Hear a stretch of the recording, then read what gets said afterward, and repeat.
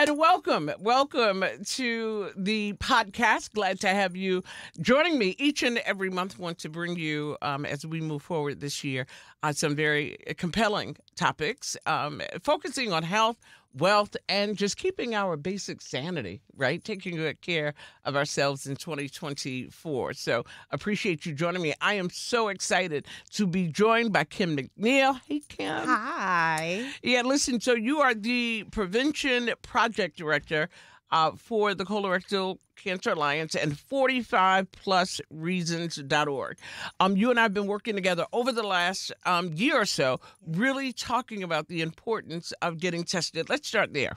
Yeah, so we are working with Independence Blue Cross and the University of Pennsylvania in an effort to get Black people between the ages of 45 and 75 screened for colorectal cancer.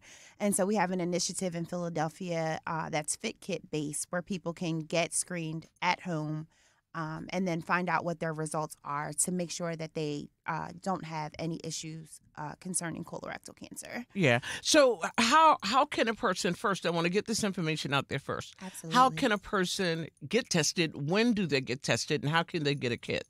Well, if you reach the ripe age of 45. The ripe age. That's right. It's time. Yeah. The age used to be 50, and so they moved it down to 45 because Black people are 15 to 20% more likely to get colorectal cancer and 35% more likely to die from it. And so they move the age down. So what you do is go on to the website, 45plusreasons.org, click on the quiz, and it'll determine whether or not you're eligible to receive a fit kit or if you need to move straight to a colonoscopy in order to get screened. And so once you click on the information and say that you want a kit delivered to your home, then you can go on ahead and get a kit delivered to your home. You take the at-home test and put it right back in the self-addressed stamped paid envelope. And then it goes to LabCorp, and then one of our navigators will call and give your results. All right. You said a whole lot there. As you were talking, I was thinking, wow, that's a lot of information. One, they move the age down. It is preventable. It is. It's one of the preventable, It is the preventable cancer. diseases in terms of death or if caught early. Yes. That is the key. So move the age down to 45. Why are people apprehensive in your view? I think people are apprehensive for a lot of reasons. I think that people are nervous about adding one more thing to their plate. Yeah. I think Black men especially. Nervous about saving your life. Right? I'm good. Listen, I'm on this side of the mic. Kim is only answering my questions. Don't be nervous, right? We should not be nervous because preventing this cancer, I always say, far outweighs getting the disease. Correct. And it's a very fast-moving disease if it's not caught early. So the chances of survival lessen as you go along, and the symptoms get worse and worse if you don't address them. Yeah. So, and you mentioned Black men. I want you to go back to that. But you mentioned Black men, Black folks in particular, for the sake of this conversation, because everybody should get tested. Everybody right? should get tested. Everybody should get tested. But for the sake of this conversation, you talked about it can come to your front door. Yes. So take the quiz. Takes how many minutes? It takes 5 minutes. To get the test done. It gets delivered to your home. It takes 5 minutes, and you send it back. You send it back. 5 Period. minutes. Yeah. What should people be looking for? So when you talk about what they should be looking for in terms of symptoms, or Right. what they should be looking for in terms of the quiz or the test? Both. Okay. So in terms of symptoms, it's not feeling like your bowel is completely and totally empty, blood in your stool, or feeling constantly full. Like people will walk around and they'll be like, oh, I'm not really hungry. One of the symptoms that my grandmother had when she had colorectal cancer was that she always was full. And so when we would offer her something to eat, she would be like, I'm not really hungry. But a constant state, as doctors use the term persistent, if it's persistent, like, so if you're not hungry one random day, Right. that doesn't mean anything. Right. But if it persists over time and you're constantly not hungry, then that's an issue. All right. So I want to let people know as well that March 1st is Colorectal Cancer Month. It is. And a number of events going on for the month of March. Yes. Let's start with March 1st. So on March 1st, it's the Philadelphia Dress in Blue Day. So we're just asking people in honor of colorectal cancer survivors and people who have passed away from colorectal cancer to dress in blue or wear something blue on that day. They at the University of Penn at the Perelman Center, they will be handing out kits and providing information to individuals that are located on the Penn campus. And then also on March 18th, we will be hosting at the 76ers game. It's the 76ers versus the Miami Heat, and we'll be out in the vestibule handing out information. We won't be handing out kits that day because there's just too many people, but we will definitely have information on how to get right back to us. You know, I got to, so last year, right, the walk was amazing. Can you talk about that a little bit? Yes. So every year, Philadelphia hosts a colorectal cancer walk. It has been down at the riverfront in the past on Boathouse Row. We are trying to figure out where the location is just because it's getting larger and larger. It was great attendance. It was absolutely great attendance. However, I would say that Black people don't represent the walk as much as other groups of people. And so what I would want to see for next year is to see, you know, more of us at the walk because this issue of this specific cancer concerns us more than any other group of people. Well, let me just give you my commitment now in advance of the walk. That we, you know, I'll get you back on.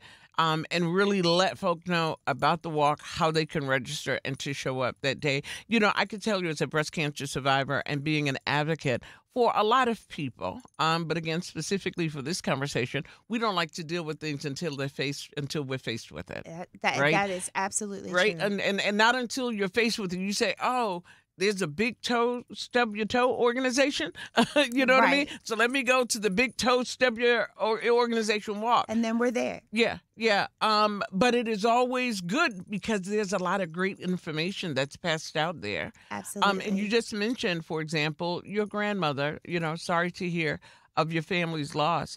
But we need to know about prevention, no matter what it is. And in this case, coming to the walk, you get an opportunity to really learn a lot about it with families. Yeah, and you also get to hear the stories, right? Because I think so many colon cancer has not been a large cancer that's been broadcasted the way that breast cancer has. And so, and because it's starting to affect our people, I think last week, I believe it was Deion Sanders posted his after colonoscopy pictures. And that was so amazing. And even though he didn't do it with the Colorectal Cancer Alliance, I was very, very proud of Coach Prime because he is a coach not only on the field, but he definitely tries his best to get the message out, whatever the message is, in a positive way. And then I don't know if people saw it, but Dak Prescott did something with Cologuard, and he did a shit talk kind of commercial. And it was a play on colon cancer, but it's directing people, again, to go get, if you're not going to get the colonoscopies, at least do the screening at home. Yeah. What was so important about that is that Dak lost his mom from colorectal cancer. And so he is definitely working with the Alliance and definitely trying to get the word out specifically to our people to let them know that this is something that we need to be in charge of, be in front of, and really take charge of our health in that way. Let people know the website again, how they can get information. Absolutely. You go to 45plusreasons.org, and it's 45plusreasons.org. So I want to go back to this in terms of understanding colorectal cancer, and the key is always prevention.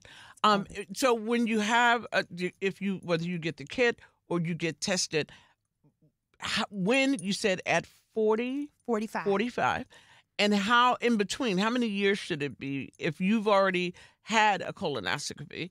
When do you have your second one? How much time between the two tests? So it depends on what they find when they get the colonoscopy, right? So if you go and get a full-on colonoscopy, which is the gold standard, we recommend people to go and get a full-on colonoscopy. So many people are scared of doing that for many reasons. And right? I can tell you, and I'll share the experience. I had one about, I don't know, it's maybe, it's almost like AD, right? But it's like pre-COVID, post-COVID. Yes. It was pre-COVID. So it's been about 6 years. Okay.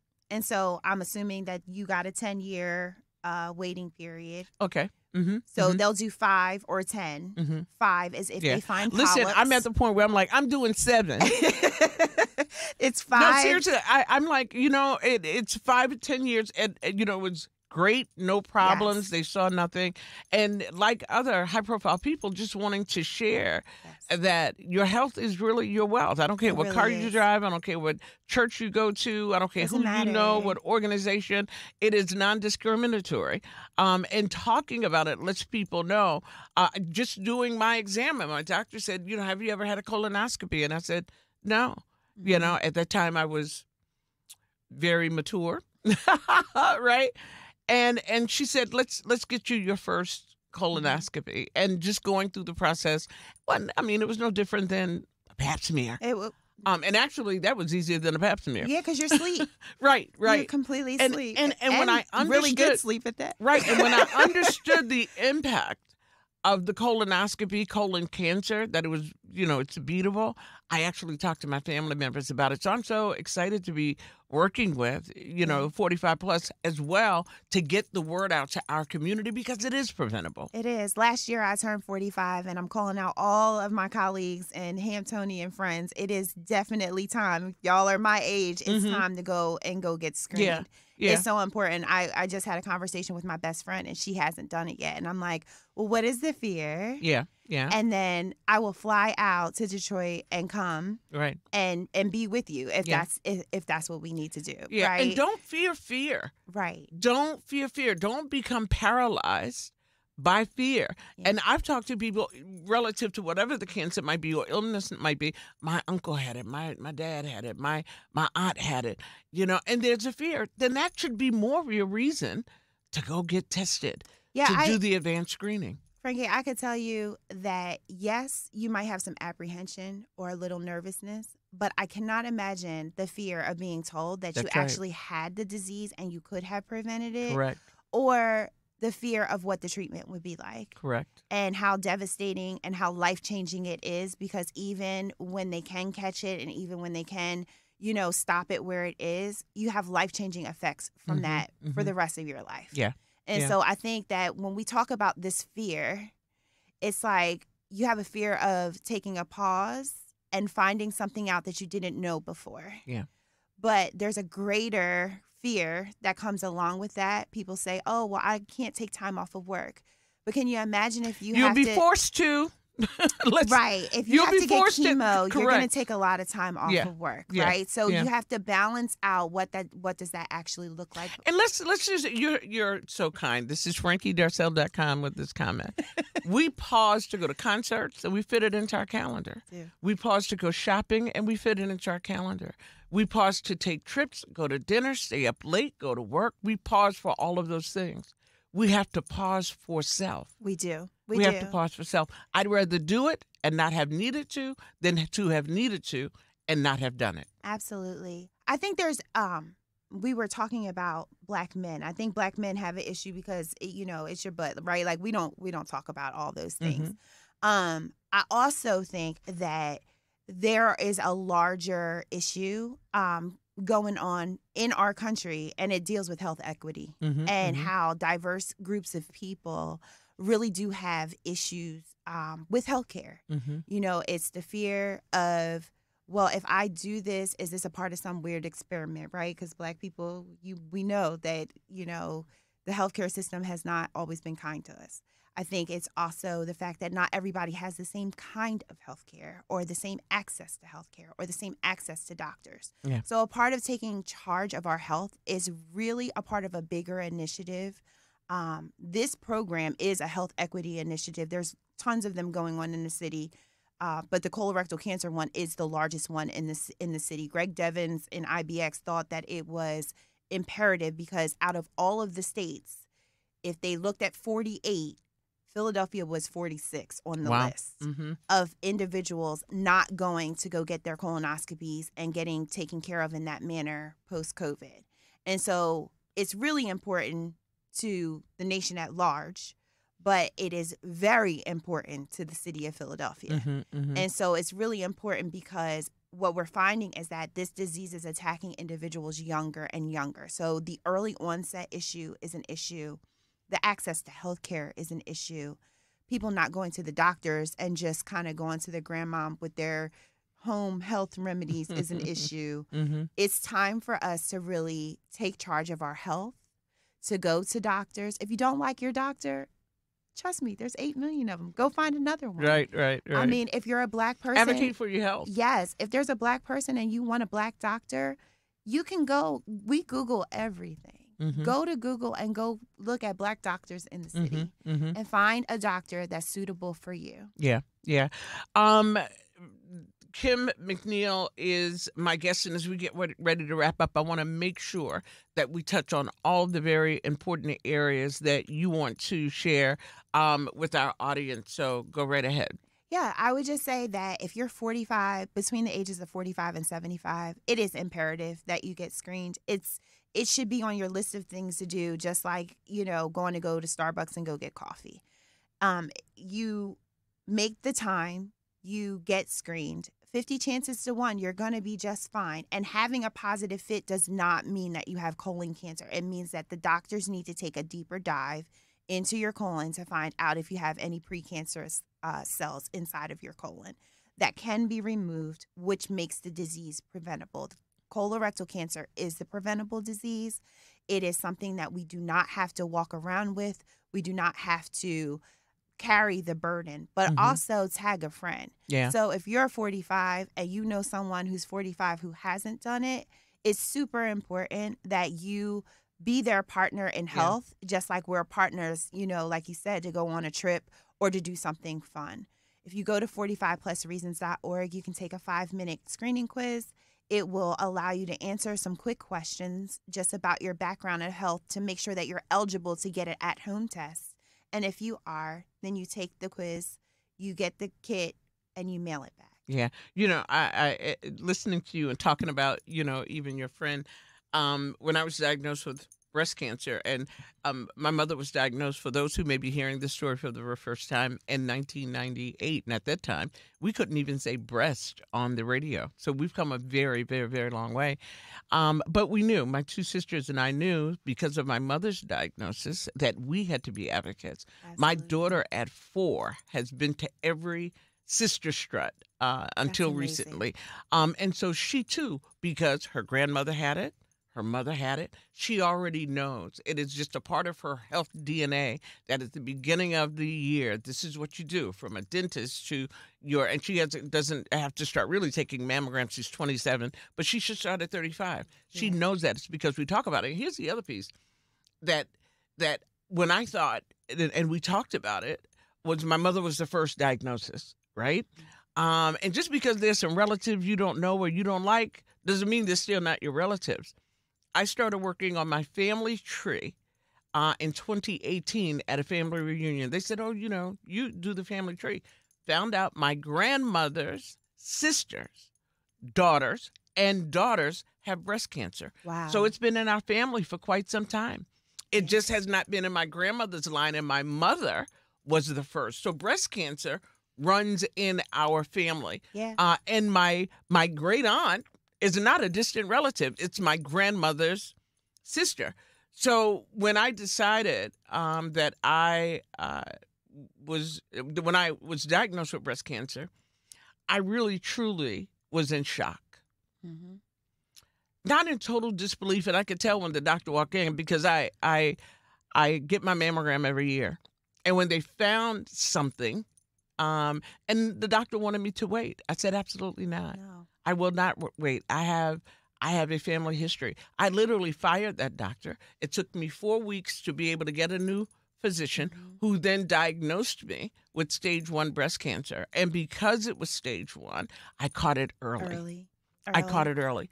I spoke to a couple of girlfriends, and several of them have joined me for the Sister Show for years. One of them called me. She was 54 at the time, and she said, "You're a superhero." You are. When I heard you say today, and she called me right away, "Oh my gosh, I heard your break," because it took me, it was one thing when I was an advocate. Mm-hmm. It was something different because it was me when I became a patient. Mm-hmm. And you think about your mortality. You do. I emotionally and mentally started putting my life in order. Mm-hmm. I had conversations with my daughter. Yeah. I talked about, and I do have a living will, and I talked about specifically with her, this was going to happen. This is what the deal is. And but I fought it with tooth and nail. I would not give it life. Never missed a day of work. With the exception of my surgery, which I had on Thursday. I didn't come to work Friday. But 7 weeks between the surgery and the radiation. When I started my radiation, praise God, there was nothing in my lymph nodes. So there was nothing to spread. And I was determined that I was going to keep doing the devil is a liar. Yes, absolutely. And I laid on that table every morning for 45 minutes for an entire 6 weeks. During that time, I had my radiation treatment. My physician was in Detroit. I flew from Detroit to Atlanta to go to an event my daughter had. Went to her event, celebrated with her, got back on a plane, went to Detroit. Next morning, I was back on that table. Yeah. I did my last treatment on that Tuesday morning. She flew into Detroit Wednesday night. We drove 14 hours to Virginia Beach the day before Thanksgiving. And that was just an incredible celebration. I slept for like 3 days, but I was not going to allow it to take me down. I want to share that because we don't like talking about that part. No. And so I'm saying to anybody as a patient, and until now when I go in every year to have my exam, I'm not comfortable until they say, you're good. And it's almost like I can tell based on the way. You just celebrated a victory, right? Right? So, it's 5 years. But to God be the glory that I took my mother's direction on early detection and getting tested. This is life. We have a start date and end date in that dash. But what can we do to live the best possible life that we can, right? And when she called me, she said, oh, my goodness. My girlfriend had been to every walk, and she said, I'm 54. I've never had a mammogram. She said, I thought you were a superhero.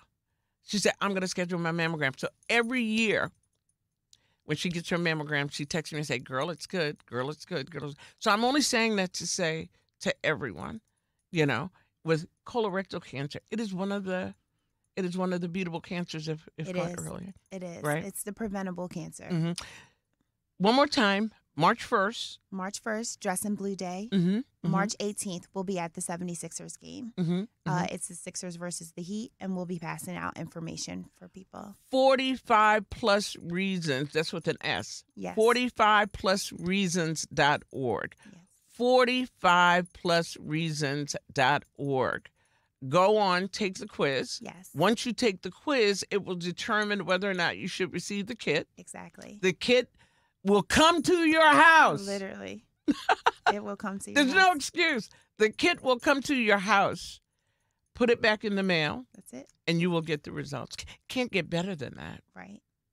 And then we'll be talking about events later on that'll be in the city where we'll literally be doing pickups and drop off. So we'll take away all the barriers. If going to the mailbox is too far, then you can just come to an event.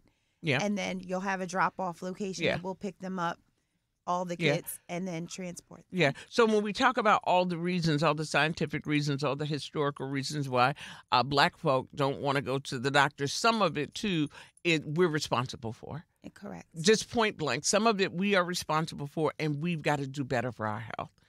Get tested. 45plusreasons.org. Kim McNeil? Thank you so much for having me, Always good to see you, girlfriend. Frankie. Absolutely. Absolutely. March 1st, wear your blue. I have my blue on, too. Appreciate you so much. Thank you. You Always too, come back to our website, check out podcasts, and we'll be doing this each month. So I appreciate you joining us. Kim McNeil, thank you.